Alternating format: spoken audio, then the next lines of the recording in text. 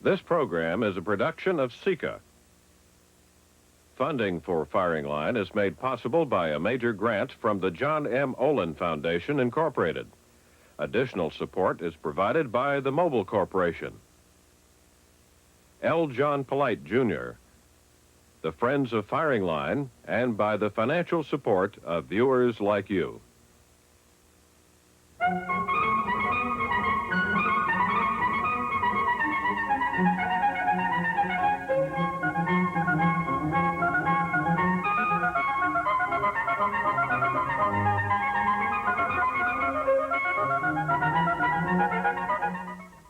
Welcome to Firing Line. I'm Michael Kinsley of the New Republic magazine. Jeane Kirkpatrick never said that communist regimes were immutable.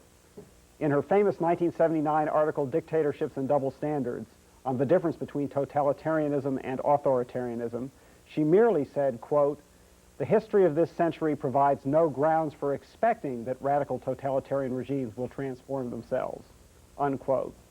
Nevertheless, Mrs. Kirkpatrick is gracious enough to title her new collection of essays, The Withering Away of the Totalitarian State and Other Surprises. And among conservative intellectuals, she has been one of the quickest to acknowledge and praise the reforms of Mikhail Gorbachev in the Soviet Union. As this program is being recorded, those reforms and Gorbachev's reputation are at risk over the military crackdown in Lithuania. The transition to what President Bush has called a, quote, new world order suddenly looks less smooth and certain than it did a year ago. Conservative intellectuals perch somewhere in between the pessimism of the mid-1980s, when Jean-Francois Revel wrote a famous book entitled How Democracies Perish, and the optimism of the miraculous year 1989, when democracy seemed poised for easy triumph everywhere. It's a good moment to take stock of the democratic revolution. Jeane Kirkpatrick, of course, served as U.S. ambassador to the United Nations in the first years of the Reagan administration. She is now a professor at Georgetown University and a senior fellow at the American Enterprise Institute. Mr. Buckley, I remember Jean-Francois Revel appearing on this show when his book was published and getting very warm treatment. Are you as prepared as Mrs. Kirkpatrick is to admit to having been surprised by the collapse of communism?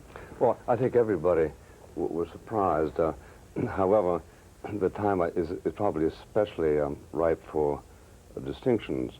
The two great bastions of communism were, of course, Peking and Moscow. The rest was simply colonies. Nobody ever supposed that there was much sentiment in Czechoslovakia for communism. We know that at Tiananmen Square, the hopes of democracy were quashed, and we've certainly had a glasnost making life in Moscow absolutely unrecognizable in terms of formal conditions. However, we have yet to make that truly effective final step to cause communism to collapse.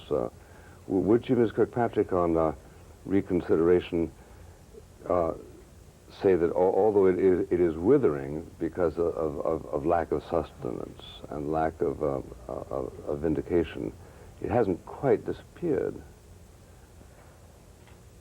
Well, I think the totalitarian state in the Soviet Union, which was the home of communism and the socialist fatherland, is gone, in fact. That they haven't made a transition to democracy, and they may not, but the totalitarian state, I think, is finished there. Not in China, but in the Soviet Union. Well, is it finished in the sense that it is discredited, or is it finished in the sense that the leadership doesn't want it back?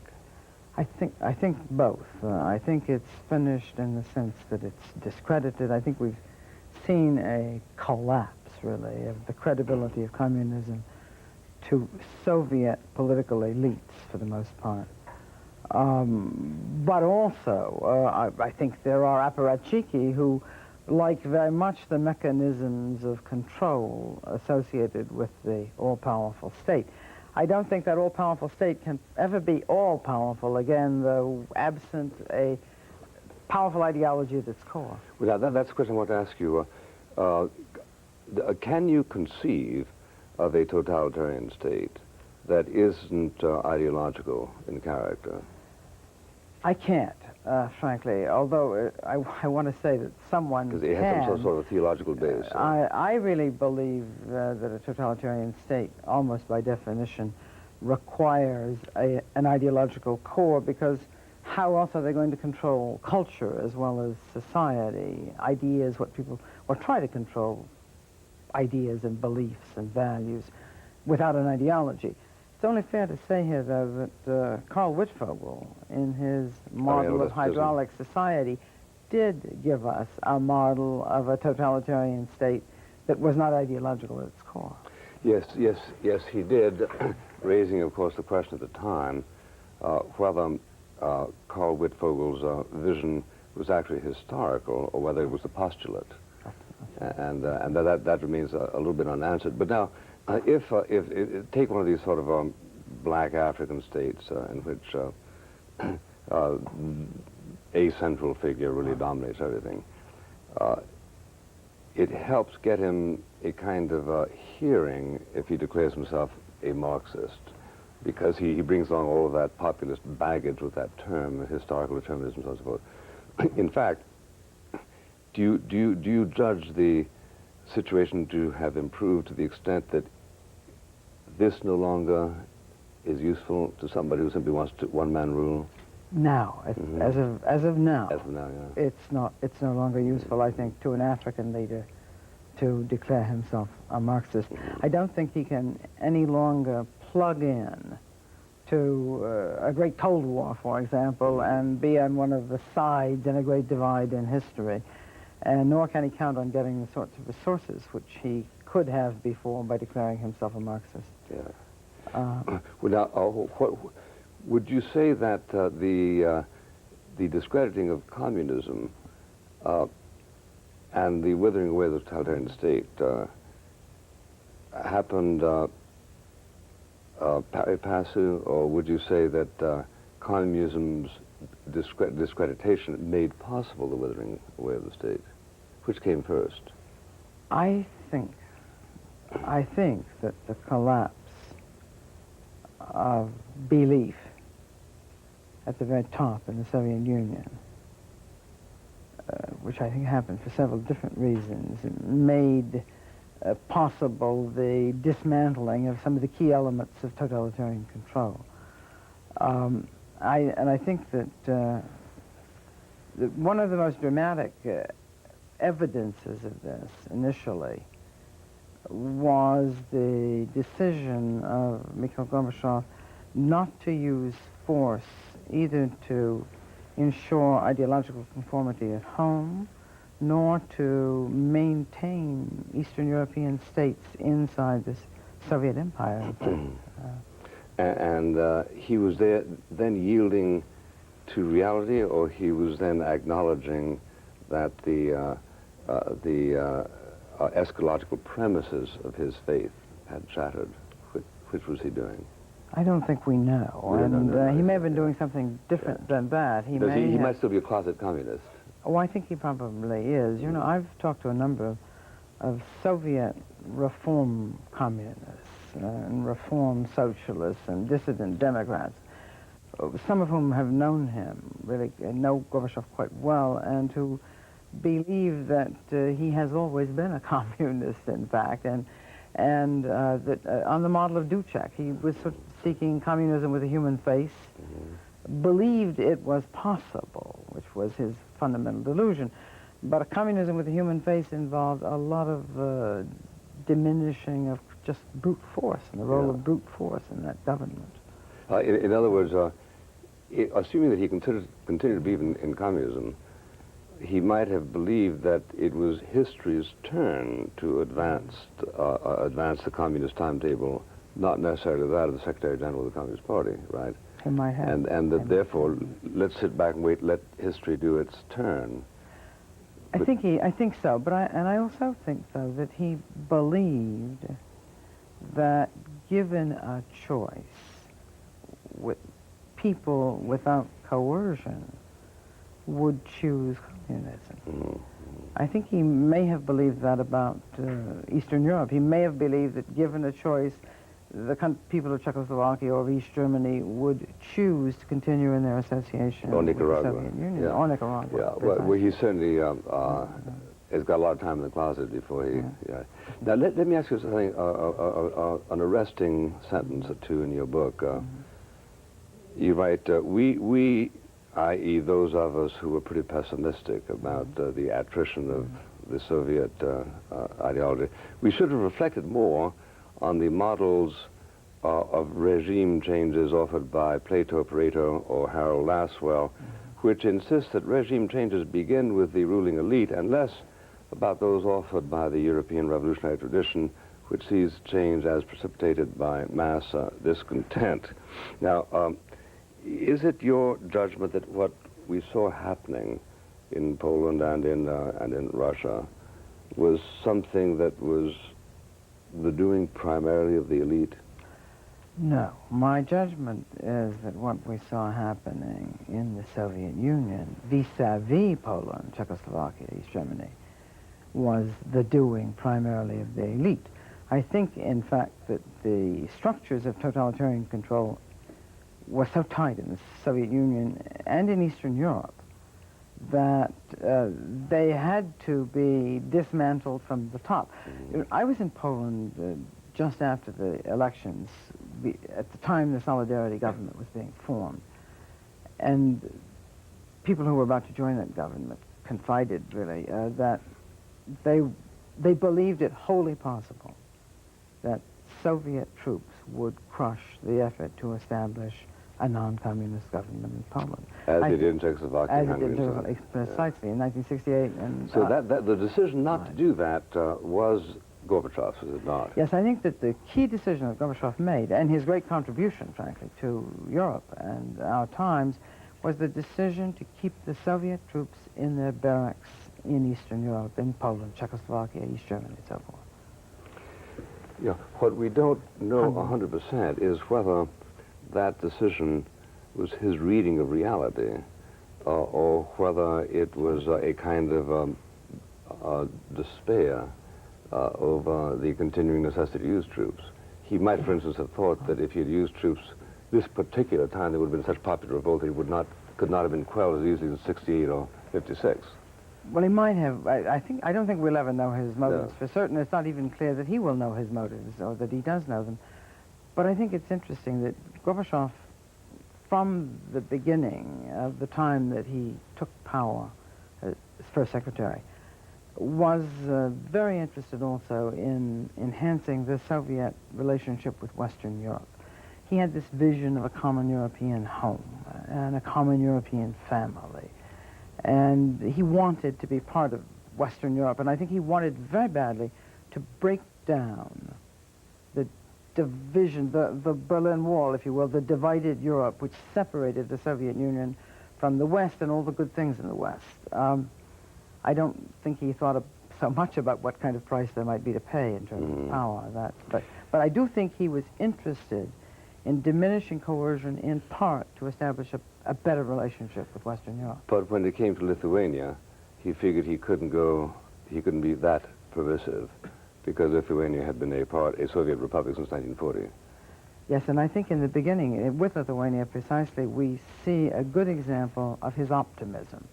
I think he's a supremely self-confident man, and you may recall in the very beginning, after the declaration of independence by Lithuania, Gorbachev went to Lithuania and spent a weekend seeking to talk to all and sundry to persuade them to join in a new enterprise which would be based on voluntary cooperation, and they would build a great new society. So he presumably thought it was still possible to do. Right, I think he thought it was possible. Yeah. And it didn't turn out to be.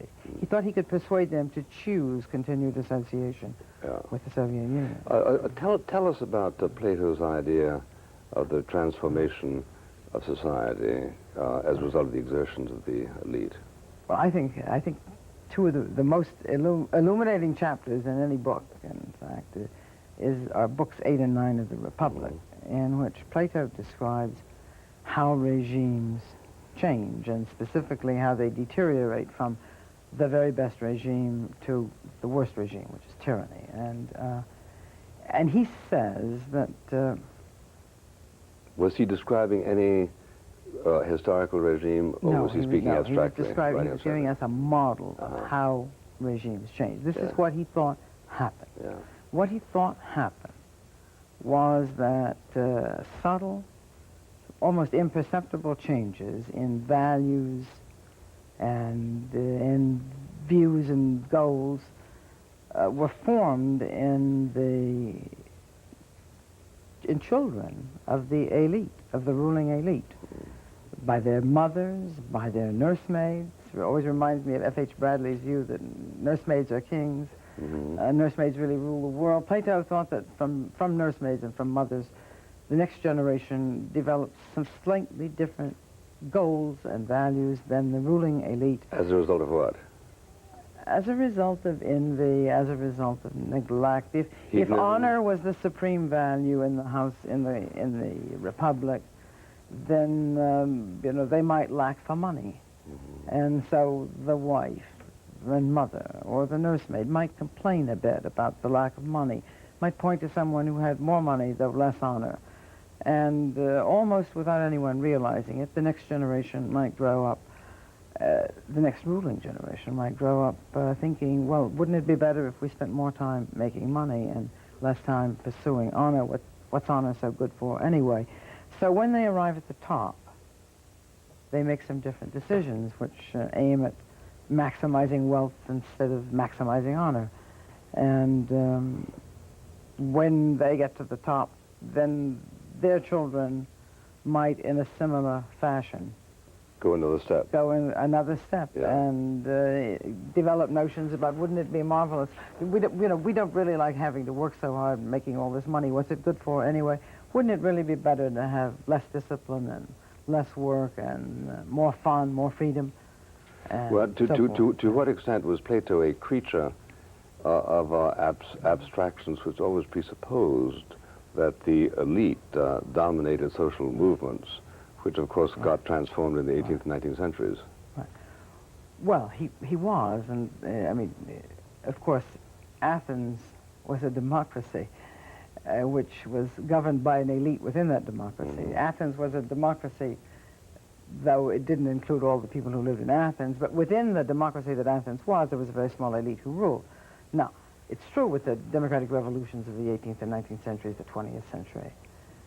There's the power of elites, it is sometimes argued, has been reduced. That's the reason I mentioned a Pareto or Laswell, though, who argue that it is still the character and goals and values of the rulers which determine the directions of a society and the decisions of its therefore, you think you think therefore that the decisions of Gorbachev were really inner directed, as Riesman put, that he wasn't so much thinking about this festering discontent among the people for whom he was supposed to be a godfather into the perfect society.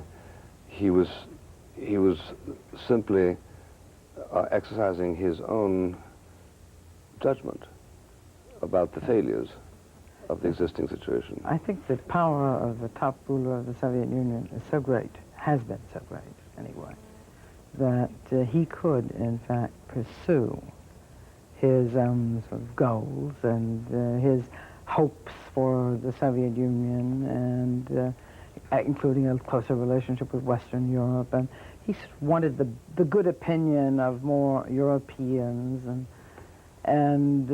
he wanted more of a regime of law. He was a lawyer, after all, the first lawyer since Lenin who had governed the Soviet Union. And I think he had the power to do it, but in the beginning, he packaged, and I think, well, until now, really, he's packaged all his reforms in terms of the pursuit of traditional Marxist goals. So he didn't sound as though he were making a revolution. The revolution was not at the level of articulate ideology. Yeah, more systematic than heretical. That's right. But let me ask you this. Now, there's a lot of people argue, did we win the Cold War? Right. And there are triumphalists who say, yes, we did. There are others who say, no, we didn't. They collapsed. Right. Now, where do you come in on that? Well, I think we won the did Cold we, War. in fact, affect the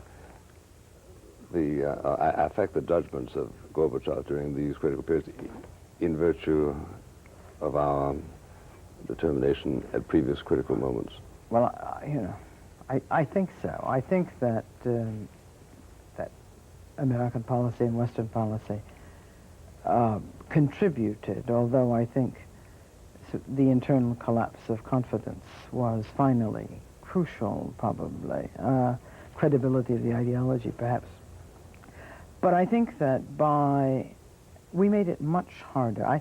I believe that when Khrushchev made his famous promises that communism would outstrip the West within 20 years and provide its people the highest standard of living in the world and also provide its people a superior form of democracy, I think he believed it. And I think that when the Soviet Union invested more and more money in the pursuit of empire and found it more and more difficult to do anything except pursue empire effectively,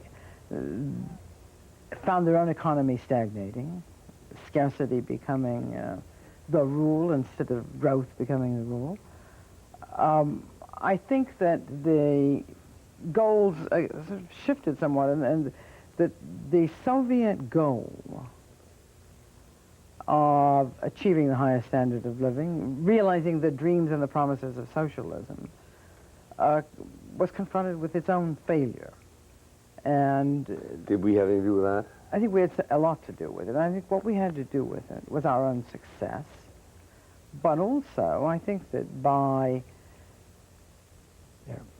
challenging Soviet military goals, which was military supremacy, in the Reagan years, frankly, I believe that Ronald Reagan and the Reagan administration's policies helped by making it difficult for the Soviets to establish military supremacy, which they were trying very hard to, by making it difficult for them to acquire technology, by depriving them Western of alternative technology. satisfactions to a higher standard of living. I mean, they couldn't get Afghanistan, and they we made it harder. made it harder. Yeah, And we made it harder. The Afghans really deprived them of that, but we helped. You know, when I was in Berlin 4 or 5 years ago, I became pretty blue because I learned that 90% of people in East Germany got their television from West Germany. Efforts to make this impossible having failed for technical reasons. And I thought that at least people in Moscow are to a certain extent isolated from the standard of living of the West. They don't view them every day, but in East Germany they did. And yet East Germany, little by little, became more and more rather than less and less rigid, notwithstanding this terrible contrast. So that I thought, as long as East Germany can withstand the lure of the West, certainly Czechoslovakia and Hungary and Poland can. Right. But of course we know now that East Germany couldn't withstand the lure of the West at all. See, I think 2 or 3 things happened. The Soviet economy performed worse and worse under the impact, above all, of the information revolution, the technology of information that required sharing rather than centralizing, monopolizing, under the impact of spreading information through Western television, not only to East Germany, but also, for example, to the Baltics. Mm-hmm. Under the impact of the Western military buildup, which made it harder and harder for them simply to coerce their way into securing greater prizes and fruits by intimidating others. So in all these ways, I think the Soviet leadership was forced to confront their own lacks and think about what they might do about them, and think about, things like wanting a better relationship with the West, especially with Western Europe, and to undertake changes. That's all. Excuse me, Mrs. Kirkpatrick. Mr. Buckley, many people, including you apparently, see the collapse of the Soviet Union as retrospective vindication for Ronald Reagan's foreign policy. If the exact opposite had happened, if the Soviet Union were stronger than ever, more aggressive than ever, wouldn't you also be claiming that as vindication for Ronald Reagan's strong, aggressive foreign policy? No, I probably would have said it wasn't strong enough. You certainly wouldn't. Mr. Reagan asserted a great deal, and most conspicuous of which was 1983 when he planted the theater nuclear missiles in Europe. Athwart the consolidated opposition of all leftist parties. That was his great victory. But there were a lot of things that he didn't do. Yes, but He canceled the agricultural boycott, for instance. It's a proposition of logic. It has a name. I can't remember that if a proposition can't be disproved, it has no meaning. And I put it to you that there is no circumstance in terms of what happens in the Soviet Union that wouldn't enable conservatives to claim that Ronald Reagan's policies had been vindicated. Well, wait a minute, Michael, if I may say so, I'd like to respond to that, if I may. Sure. I think that frankly, I cannot conceive the Soviets becoming relatively stronger militarily and politically, given Ronald Reagan's policies. I think that, frankly, is a hypothetical proposition which could not, in fact, have developed. But if Jean-Francois Revel had been proven right, the Soviet Union was, let's say, not stronger, but just as strong, just as much of a threat as it had been in the 1950s, that would be taken by conservatives as justifying Ronald Reagan's policies. You have 30 seconds. Take them. No, the fact is that Ronald Reagan's policies simply encouraged the West to be strong, to have confidence, to trust freedom, trust themselves, and confront the failure of socialism and the aggressiveness of communism in the Soviet Union. We gave them the Stinger missile in Afghanistan. Yeah. Thank you, Ambassador Kirkpatrick, author of The Withering Away of the Totalitarian State and Other Surprises. Mr. Kinsley, ladies and gentlemen of Richfield Park, thank you.